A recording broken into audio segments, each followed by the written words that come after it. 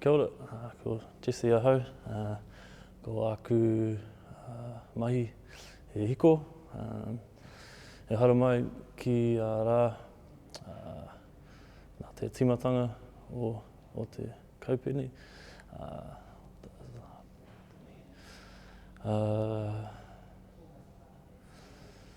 E ropu tēnei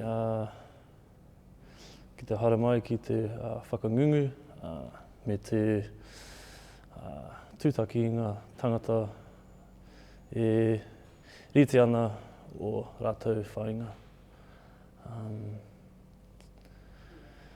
E kaupapa nui o tēnei ropu, e hara i te whakapai noa i te taha tinana anake, engari me te taha wairua, te taha hinengaro hoki, o me te whakahanga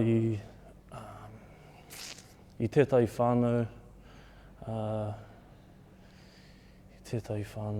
tautoko e whānau nui, e whānau kaha mō ngā tangata e pai.